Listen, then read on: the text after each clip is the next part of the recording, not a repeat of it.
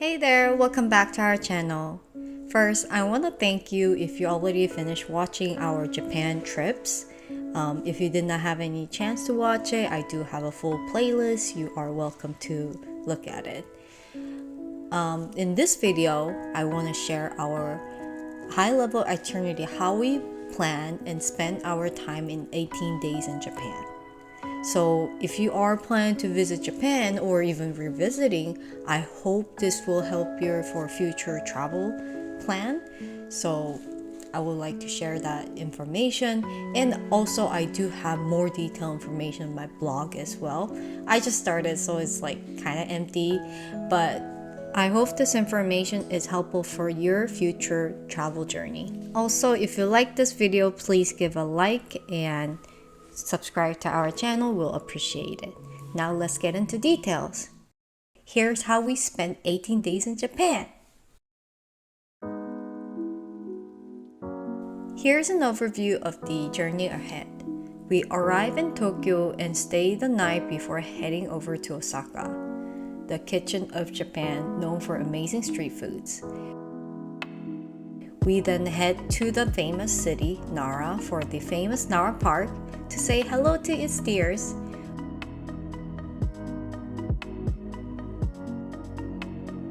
From Nara, we head to Kyoto, the ancient capital of Japan, full of traditional and rich in culture.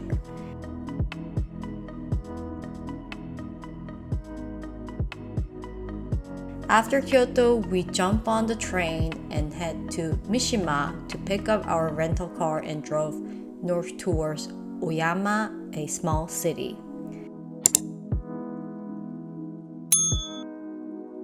Then we drove 4 hours north to Nagano to stay at an old ryokan that's more than 250 years old. And we also visited Snow Monkey Park.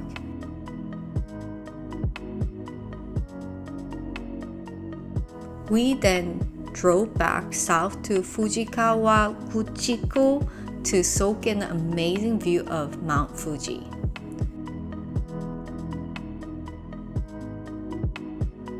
After Mount Fuji, we jump on a train to head back to Tokyo to spend a few nights here before flying north to Hokkaido,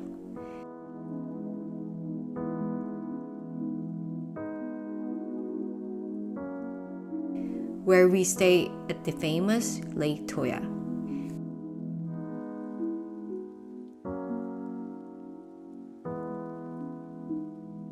We then conclude our Japan trip at Sapporo before flying home.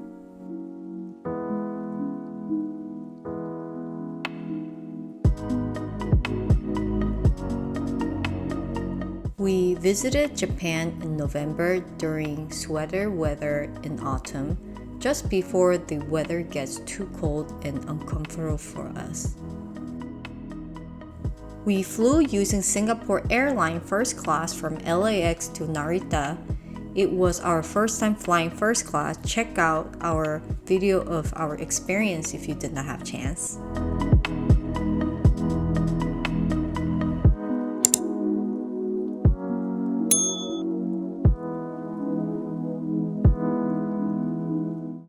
We use Suica, which we added using our Apple Watch or iPhone. You can top up as you go, paying using your debit card or credit card. Also, you can buy from Klook website as well. I will put a link below. We use JR Pass for 14 days since we will be in Japan for almost 3 weeks. Using Klook, we purchased the JR Pass in advance and got it in our house. If you plan to travel multiple different cities, then a JR Pass is useful, but only if you are planning to travel multiple different cities using Shinkansen, which is bullet train. We use Google Maps on our phone to navigate around and look for trains based on the symbols and colors, and it is pretty straightforward, but sometimes it can get very confusing as well. As I mentioned earlier, I do have my blog. I did put more details about these transportation. You can check it out. When we landed in Tokyo Narita, the first task we did was go to Yamato Transport, which is located in the airport, to deliver our big luggage to Conrad Osaka, a hotel we'll be visiting in a few days. This way we can just focus on carrying our carry-on while our big luggage will be waiting for us in the next destination. We arrived late in the afternoon, 5:30 p.m. in Tokyo.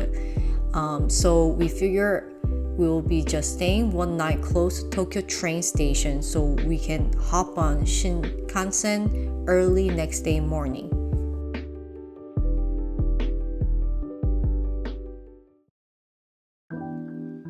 For day 2 to day 4, we spent our time in Osaka. The main objective for us here are Dotonbori for food, Universal Studio Japan, Ring Ram to make our unique ring, and it was quite a romantic experience. And finally, Conrad Osaka, a 5-star luxury Hilton hotel.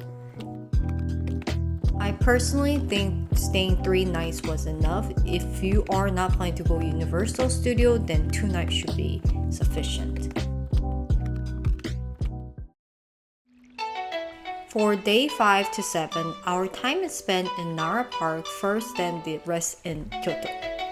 Our main objective here in Kyoto was for the iconic Fushimi Inari Taisha filled with 10,000 torii gates. Looks like this. Then we visited Arashiyama Monkey Park to see a bunch of monkeys on the mountain.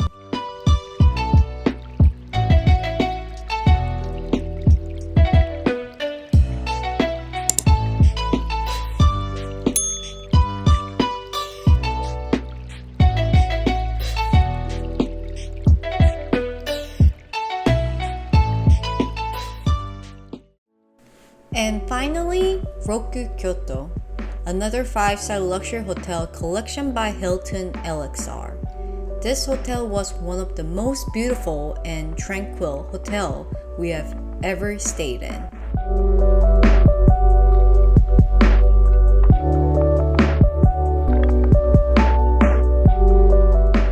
We also attended a 3-hour-long course called Chef's Table at Tenjin within the Roku Kyoto property.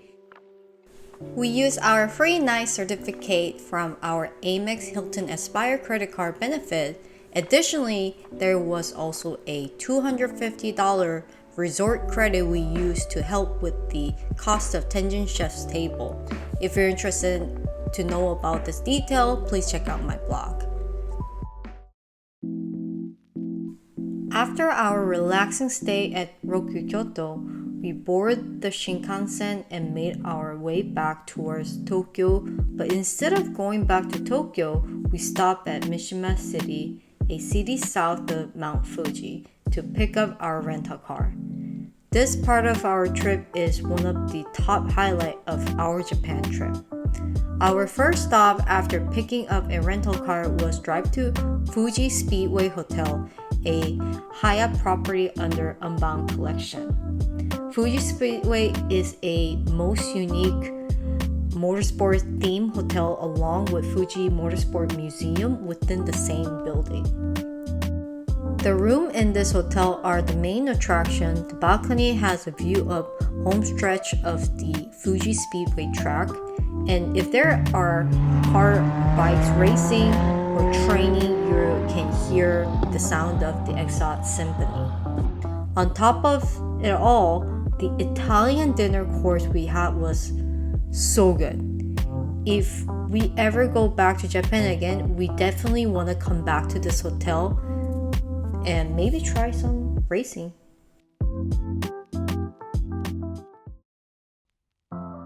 For day 9, after the amazing and unique hotel experience at Fuji Speedway Hotel, it was a time to drive 4 hours north to Nagano to stay at the historical ryokan, which is established in 1758. You heard it right, 1758, and it is believed this ryokan was what helped inspire Spirit Away drawing.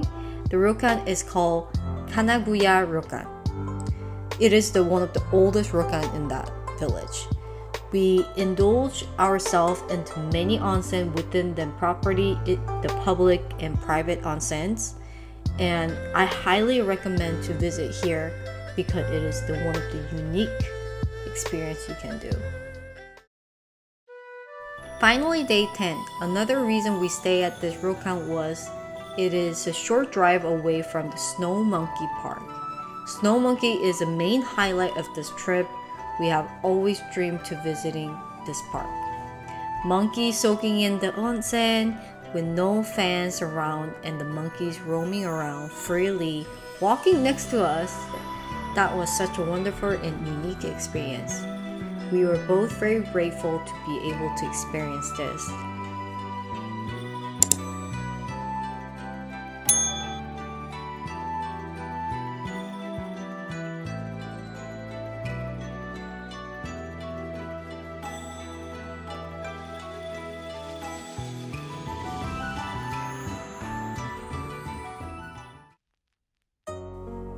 We planned to spend our time around the Lake Fuji Kawaguchiko. Unfortunately, that day it was raining, so we were a little bit limited and worried we won't be able to see Mount Fuji. So beware of that. Anyway, we rode a cable car up to the Mount Tenjo to the observation deck. This observation deck has a panoramic view of the lake below and Mount Fuji. And thankfully, we were able to see Mount Fuji because it was covered by a cloud most of the time, but finally we saw it. After soaking in Mount Fuji energy, we boarded the Shinkansen train yet again and headed back to Tokyo. So after we checked into that hotel, we found out we are surrounded in the Japan-Korean town. It's a Shin-Okubo. A pleasant surprise for us since I was craving some Korean food. I'm Korean, so I really liked it. There are so many Korean franchise food I never seen in US, which I saw in the K-drama or whatever. But I was very excited to try though. Aside from Korean food, we also explored many of the tourist spots like Akihabara, Meiji Jingu Shrine, Imperial Palace, and Tokyo Station. We also went shopping in Shibuya and visited Shibuya Crossing. Believe it or not, we spent money and most of our time there because there's so many things to watch and so many things to buy and there's so many cute stuff. Anyway, and after that we immersed ourselves in a charming atmosphere, Omoide Yokocho. I don't know I'm pronouncing it right, but yeah, that place. Finally, day 15. For the final few days in Japan, we decided to travel north, the northern island of Japan, Hokkaido. I decided this because I really want to go eat their good sushi. I keep hearing about their food is so good. Our first stop was to visit Lake Toya. We rode a Shinkansen from Sapporo all the way to city Toya. That's why you need a JR pass. Then we rode a bus to a resort called the Lakeview Toya Resort. We spent the night here in this wonderful resort with the onsen and the view of the Lake Toya, as well as the catching a glimpse of Mount Yotei.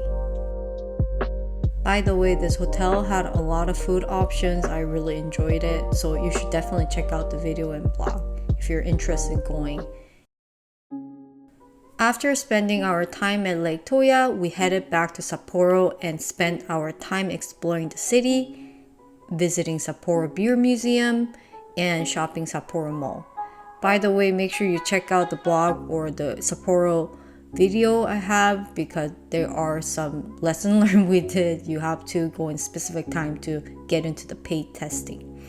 And anyway, and eating one of the best sushi we ever had in a place called Nemuro Hanamaru Sushi. It was so good. It's a revolving sushi, but it's so good. And for dinner, we ate Genghis Khan barbecue.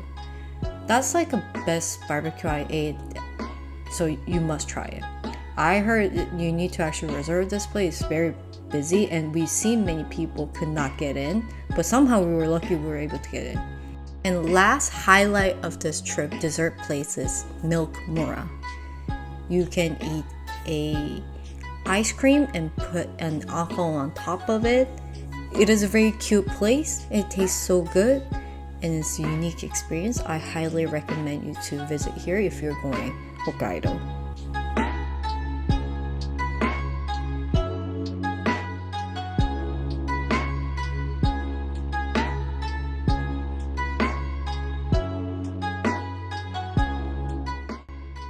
Next morning, day 17, we took a bus and a JR train to go to Otaru, which is a port area. There are small shops, very pretty. Everyone goes there as a tourist spot and you can shop and eat there.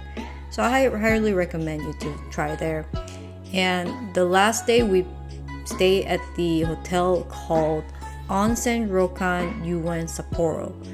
It is a very beautiful ryokan. It's not that expensive. It's a nearly modern look and feel hotel, and I see a lot of young people there. They have onsen as well, and I highly recommend it because it's in the city. So if you're visiting Sapporo, it's a good place to stay. Final day 18, we flew back to Tokyo Haneda Airport to pick up our luggage from the baggage storage office within the airport. For our 18 days trip, even we had 2 carry-ons and 2 large check bags, we were able to travel with 2 carry-ons only using Yamato Transport and baggage storage. If you want to learn more, I have details in my blog as well. In addition, I have details information about transportation and hotel information, where we stay, how long we exactly stayed, and all the hotel links are there, so you can reference everything from there. I hope this video and blog is helpful for you future Japan travel. Feel free to share with your friends and family who is planning to go Japan. And if you have any questions, feel free to leave your comment. Vinny and I will be responding it. And hope you have a nice day and see you in our next video. Bye bye.